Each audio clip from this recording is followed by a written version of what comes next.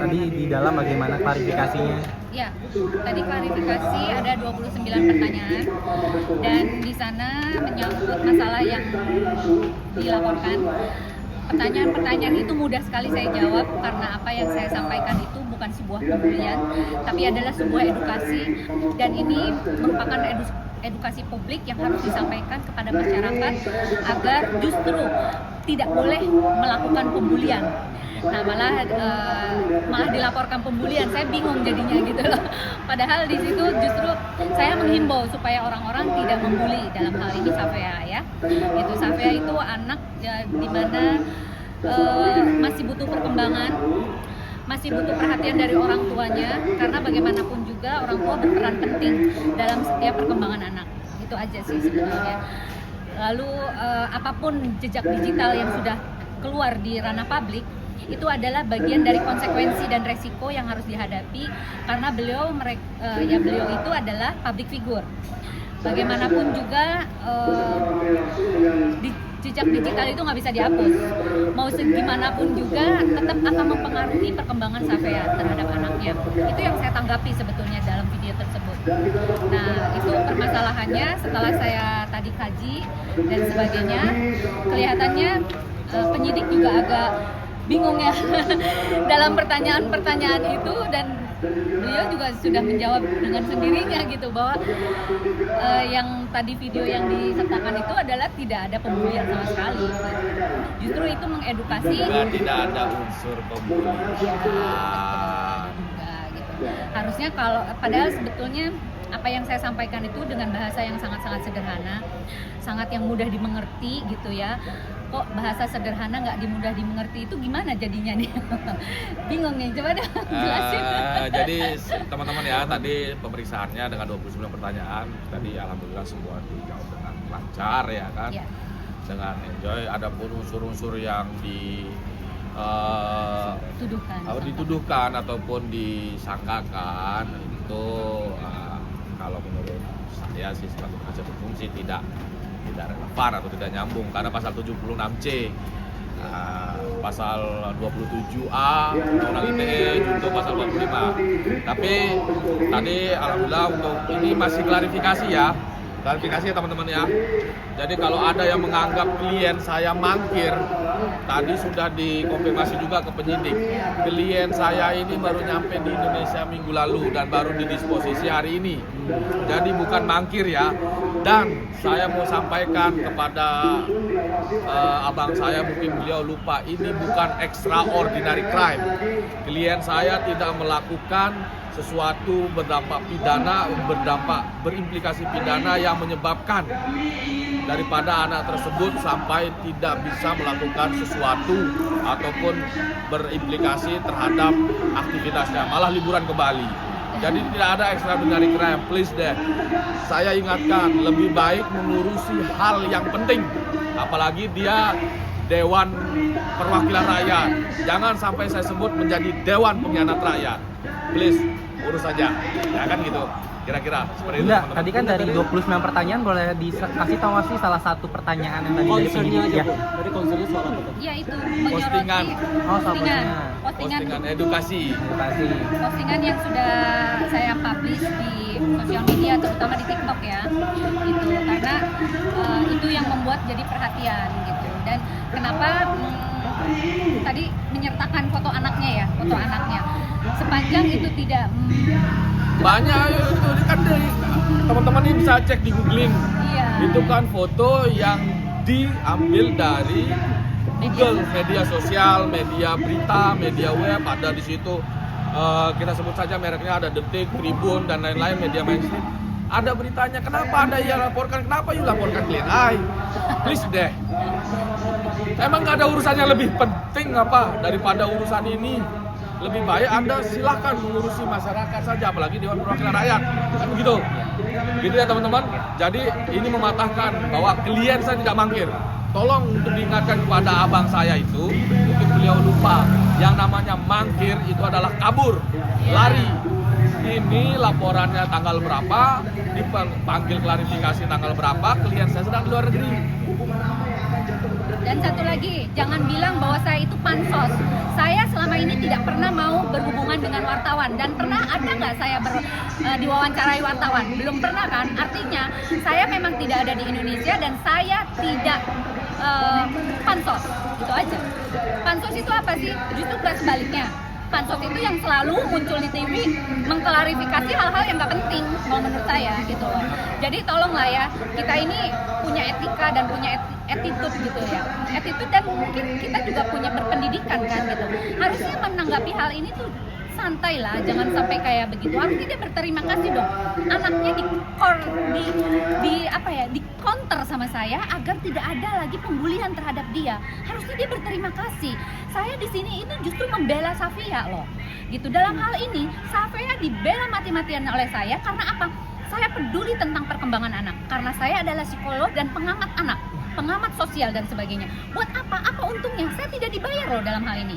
Ya, jadi intinya yang harus digarisbawahi, saya tidak dibayar dan saya tidak mendapat pembayaran dari apapun itu. Tidak mendapatkan Ya, keuntungan. tidak ada mendapat keuntungan. Jadi ini benar-benar pure untuk kesehatan mental dan untuk mencerdaskan bangsa kita, yaitu dari sisi kesehatan mental. Sisi edukasi ya. Edukasi. Bunda ini kan dari Bunda sendiri kan bilangnya edukasi, tapi kan kalau dari pihak sebelah kan dengan kata-katanya malah memprovokasi, mana itu betul. sangat disayangkan. Karena gitu. gini, teman-teman. Silahkan diinikan saja ini sama publik masyarakat Indonesia. Silahkan dinilai saja mana sih namanya edukasi dan provokasi. Please deh, jangan dungu tak bertepi. Udah itu aja, ya. Ya, karena gini, mungkin mereka itu berpikiran gini.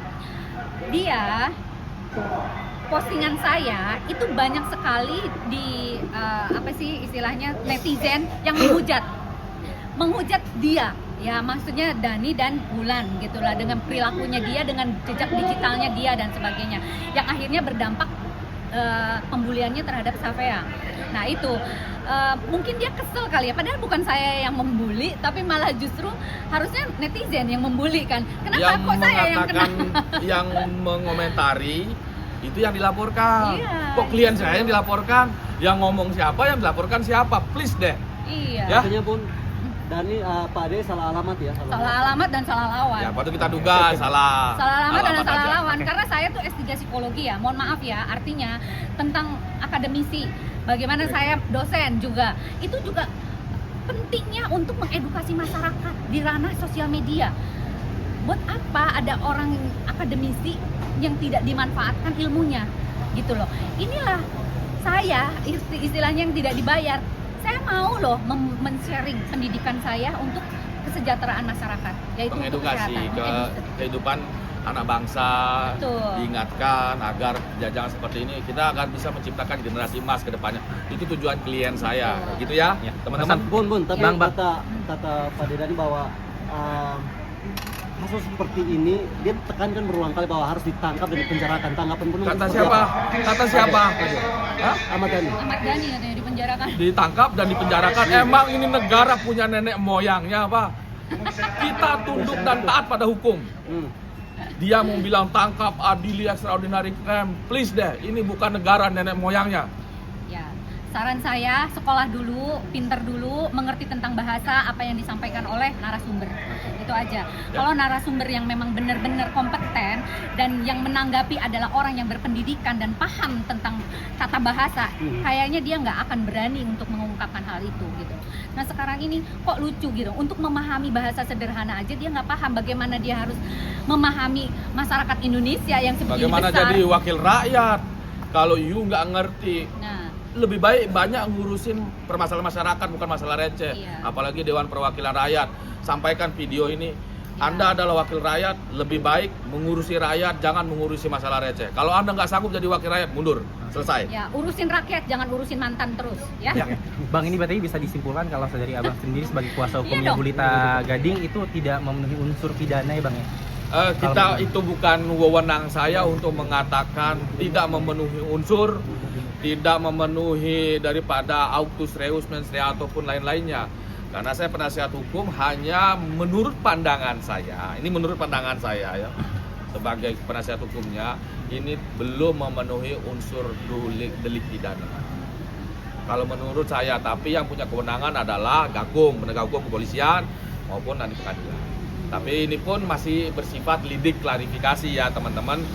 Bukan ujuk-ujuk langsung minta tangkap penjarakan. Emang Iya. negara punya nenek moyang lu apa? Iya, betul. Ya kan semua ada proses hukumnya, semua ada tahapannya. Silahkan. Nanti itu kita akan lihat dari gelar perkara nanti. Ya, satu lagi, jangan menggunakan abuse of power. Jangan sampai dia menggunakan kekuasaannya hanya karena dia seorang politikus dan dia seorang DPR. Dia mau menistakan kita-kita atau merecehkan kita-kita. Nggak bisa dong kayak gitu. Semua netizen dianggap bodoh sama dia. Nggak bisa kayak gitu. Hanya saya katanya yang dilaporkan karena saya berpendidikan. Justru dia harusnya, orang yang berpendidikan harusnya dia paham tentang itu. Harusnya dia harus menghormati pendidikan itu.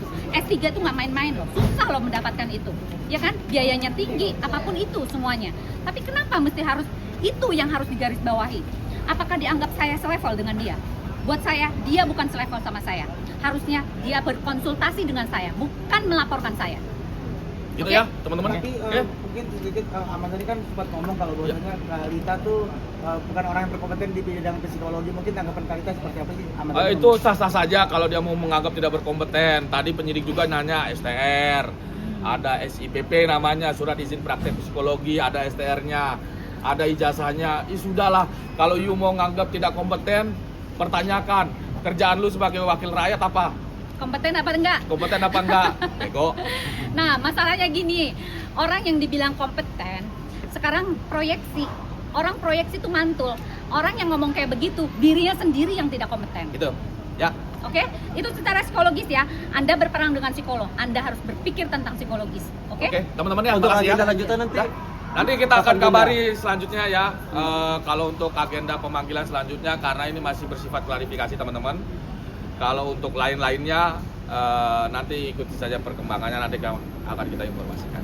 Ya, Intinya jangan terlalu jumawa deh dia. ya, Intinya gitu itu ya. aja. Ayo, Tadi ya, ada terima kasih. sedikit tadi ada beberapa pertanyaan di dalam. Tadi kita sudah jawab 29 pertanyaan. Tadi kita sudah jawab karena masa telah datang. Jadi kita nggak perlu jelaskan. Demikian teman-teman, karena ini klien saya udah mau ada agenda lagi. Terima kasih ya. Selamat sore. Selamat sore, Ya. makasih ya Ya. teman-temannya.